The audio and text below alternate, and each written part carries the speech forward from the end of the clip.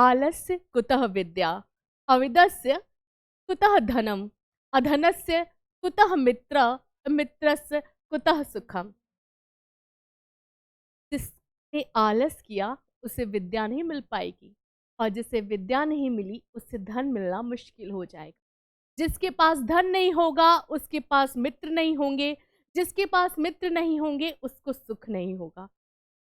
तो अब आपको समझ में आया बच्चों कि क्यों हमारे पेरेंट्स हमें बार बार कहते हैं बेटा पढ़ो, बेटा पढ़ो, बेटा पढ़ो। क्योंकि वो हमारे सुखमय जीवन की कामना करते हैं, और हम भी आपकी सुखमय जीवन की कामना करते हैं। तो आज जो मेरे प्यारे प्यारे बच्चे प्री बोर्ड्स देने जा रहे हैं और उसके बाद वो बोर्ड्स के लिए आगे बढ़ रहे हैं, उनके लिए हम लोग लेके आए हैं कुछ ऐसे टिप्स एंड ट्रिक्स जिससे वो अपनी प्रिपरेशन को बहुत अच्छे से फाइनल टच दे सकते हैं। यस बच्चों, तो आज तक आपने बहुत अच्छे से पढ़ा है या थोड़ी कम अच्छे से भी पढ़ा है तो टेंशन की बात नहीं है, क्योंकि ये टिप्स फॉलो करके आप एग्जाम में बहुत अच्छा स्कोर कर सकते हैं। तो चलिए शुरू करते हैं। पहली बात यह है, क्योंकि सीबीएसई बोर्ड पूरी तरीके से एनसीईआरटी की पुस्तकों पर आधारित है, तो अब जो आपको फाइनल रिवीजन करना है वो सिर्फ और सिर्फ एनसीईआरटी के बुक्स पे फोकस करके करना है। दूसरी बात आपको ये याद रखनी है कि आप अगर एनसीईआरटी की बुक्स पढ़ते हैं तो कॉम्पिटिटिव एग्जाम्स जो कि एनसीईआरटी पे ही बेस्ड होते हैं, इंक्लूडिंग जेई, नीट और भी हायर एग्जामिनेशंस जिनकी आप अभी प्रिपरेशन नहीं कर रहे हैं फिलहाल, तो उन एग्जाम्स के लिए भी आप तैयार हो जाएंगे। समझ पा रहे हैं? तो आपको एक एनसीईआरटी टेक्स्ट बुक पढ़ने से बोर्ड्स में तो फायदा होता ही है, साथ में आप अपने नीट या जेई की जर्नी में भी आगे बढ़ जाते हैं, राइट। दूसरी बात यह है बेटा कि एनसीईआरटी के अंदर कुछ एक्सरसाइजेस दी हुई हैं और कुछ प्रैक्टिस क्वेश्चंस भी दिए हुए हैं। तो आपको करना क्या है कि टेक्स्ट बुक पढ़ने के बाद टेक्स्ट बुक में आपको एक चैप्टर पढ़ना है, फिर उसके पीछे दिए गए क्वेश्चंस और एक्सरसाइजेस को भी सॉल्व करना है। वो आपको ये बताने में हेल्प करेगा कि चैप्टर आपको कितने अच्छे से समझ में आ चुका है। और अगर आपको कोई परेशानी होती है तो हम पीडब्ल्यू हैं आपके साथ। आप कभी भी पीडब्ल्यू को रेफर कर सकते हैं अपने पूरे सिलेबस के लिए। मुझे ये बताते हुए खुशी होती है कि पीडब्ल्यू ने इस पे काफ़ी वर्क किया हुआ है। बोर्ड के जो भी हमारे स्टूडेंट्स हैं उनके लिए बहुत सारा कंटेंट हमारे पास अवेलेबल है। तो जब भी आपको लगे कि आपको कोई टॉपिक नहीं समझ में आ रहा है या किसी तरीके के क्वेश्चन में आपको डाउट आ रहे हैं तो प्लीज़ हमसे पूछिए, ठीक है। अच्छा बेटा, दूसरी बात यह है कि अब आपको, क्योंकि आपने टेक्स्ट बुक को फोकस कर लिया, क्वेश्चंस को कर लिया, तो किस पे फोकस करना है? Previous year question. ये ध्यान देना है कि आप कम से कम पिछले 5 वर्षों के प्रश्न पत्र देख के जाएं, और उसको देखने के पश्चात आपको उनके आंसर लिखने की प्रैक्टिस भी करनी है। प्रैक्टिस करने के लिए आपको कोशिश करनी है बेटा कि जब भी आप क्वेश्चन को अटेम्प्ट करें तो एक बात पे ज़रूर ध्यान दें कि वो कितने मार्क्स का, राइट। अगर वो क्वेश्चन 2 मार्क्स का है तो उसमें 2 पॉइंट्स लिखे जाएंगे, और अगर वो क्वेश्चन 3 मार्क्स का है तो उसमें 3 पॉइंट्स लिखे। सीबीएसई का यही पैटर्न होता है, और जब आप प्रैक्टिस कर रहे हैं प्रीवियस क्वेश्चन पेपर की, तभी से आपको इस चीज़ की प्रैक्टिस करते जाना है, राइट। इसके साथ ही फ्लो चार्ट्स की प्रैक्टिस, डायग्राम्स की प्रैक्टिस, न्यूमेरिकल्स को अच्छे से सॉल्व करने की प्रैक्टिस, इंपॉर्टेंट फॉर्मूले की शीट, ये सब आपको रेडी रखना और बार बार रिवाइज करते, ताकि एग्जामिनेशन हॉल में आपको ये एट वंस याद आ जाए। इसके लिए आपको बहुत एफर्ट ना करना, राइट। ओके, तो ये तो हो गई सारी तैयारी एग्जाम से पहले की और सब्जेक्ट। अब आपको अपनी तैयारी कैसे करनी है, खुद को कैसे प्रिपेयर करना है एग्जाम के लिए, उस पर ध्यान दें।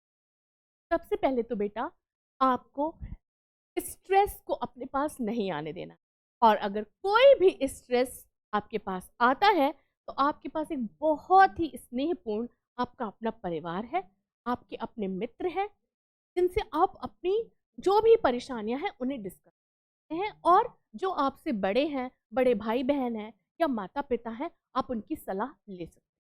किसी भी अननेसेसरी कॉन्वर्सेशन या अननेसेसरी चीज़ों में पड़ना नहीं चाहिए। Including social media. थोड़े समय के लिए सोशल मीडिया से दूरी बना लीजिए। एक बार एग्जाम हो गया, आपको हॉलीडेज मिल जाएंगी, उन हॉलीडेज में आप आराम से सोशल मीडिया को यूज कर, ठीक है बेटा।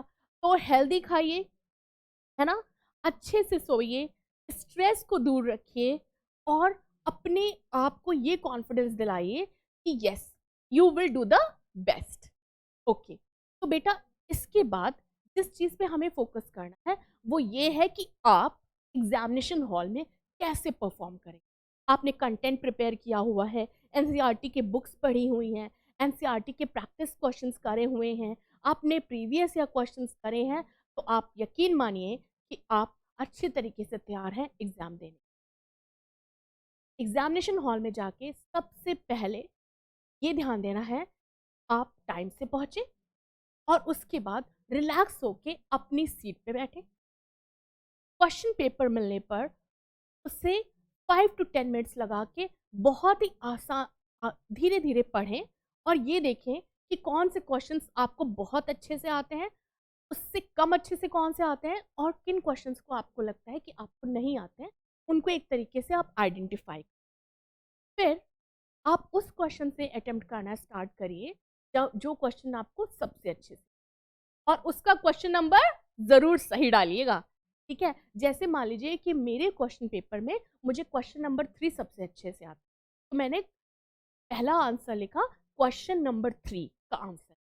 ओके, मैंने क्वेश्चन नंबर 3 क्लियरली डाला, उस पर क्वेश्चन नंबर 1 नहीं डालूंगी, क्वेश्चन नंबर 3 डालूंगी, ठीक है बेटा। उसके बाद मैं उसे कंप्लीट करूँ और ये भी ध्यान देना है कि हमें कितने प्रश्न करने हैं और हमारे पास कितना टाइम है। तो time management is also very important, जो कि आपने जब प्रीवियस ईयर क्वेश्चन सॉल्व करे थे तभी आपने ये समझ लिया था कि कैसे आपको अपने टाइम को डिवाइड करना है हर सेक्शन के बीच में, ठीक है। तो जो भी अलॉटेड टाइम है उस सेक्शन के लिए आपने पहले से जितना टाइम अलॉट कर रखा है उसमें उसे फिनिश करिए, राइट। उसके बाद उन क्वेश्चंस की तरफ आइए जो आपको थोड़े कम आते हैं, उनमें भी जितना आपसे एफर्ट हो सकता है आप उतना लिखिए। अगर आप राइट फॉर्मूला लिख लेते हैं या फॉर्मूला लिखने की कोशिश भी करते हैं, साथ में अगर आप डायग्राम से अपने आंसर्स को सपोर्ट करते हैं या फ्लो चार्ट्स को दिखाते हैं, तो ये बताता है कि आप एफर्ट कर रहे हैं अपनी बातों को एक्सप्लेन करने। और हमेशा ही जो बच्चा एफर्ट करता है एग्जामिनर उस एफर्ट को हमेशा अप्रिशिएट करता है और आपको उसके लिए अपने एफर्ट्स के लिए मार्क्स। यस बेटा। फिर जब आपने कर लिया जो क्वेश्चन आपको सबसे अच्छे से आते थे, फिर जो थोड़े कम अच्छे से आते थे, और अब उन प्रश्नों पे आते हैं जो आपको बिल्कुल भी नहीं आते, मान लीजिए। तो आपको क्या करना है बेटा, अगर सब्जेक्टिव एग्जाम में आप आंसर नहीं करते हैं, फर्स्ट नहीं लिखते हैं, तो आपको 0 मिलेगा। लेकिन अगर आप एफर्ट डालते हैं तो एग्जामिनर आपके एफर्ट की वैल्यू जरूर करेगा और आपको कुछ मार्क्स जरूर मिलेंगे।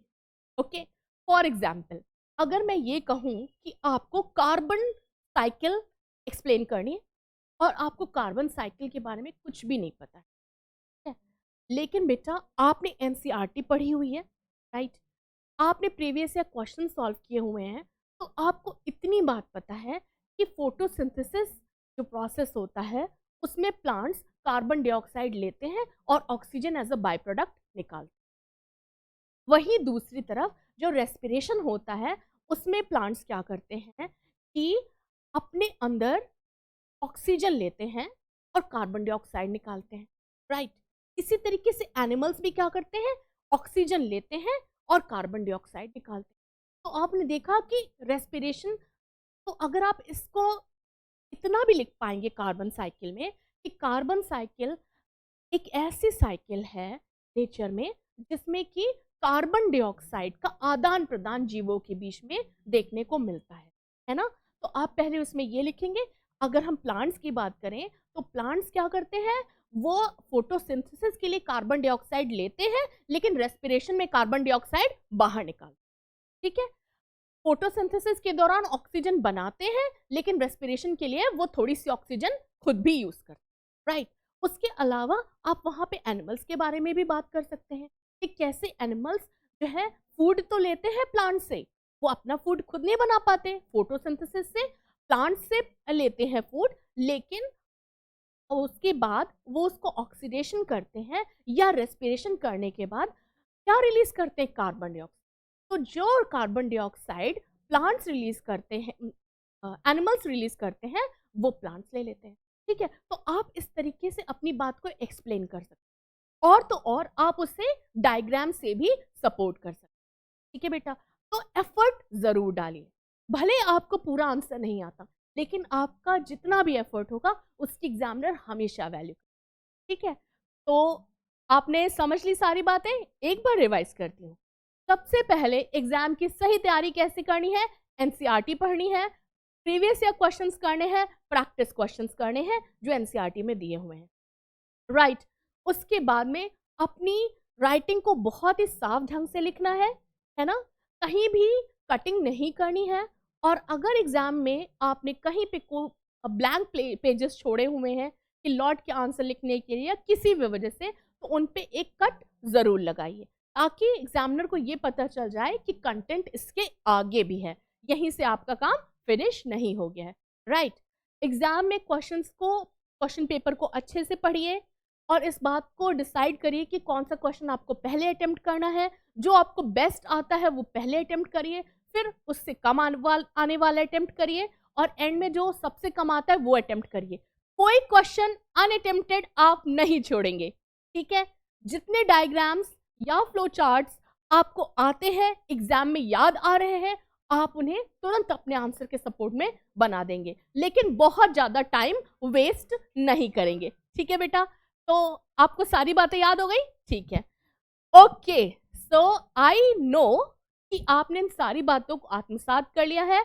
आप हैप्पी रहेंगे, अपने जो भी ये टाइम पीरियड है इसको एक तरीके से एंजॉय करेंगे, क्योंकि बेटा देखिए कितनी भी स्ट्रेसफुल कंडीशन हो ना, आपके चेहरे से स्माइल नहीं जानी चाहिए, है ना। ठीक है, चलिए, ऑल द बेस्ट।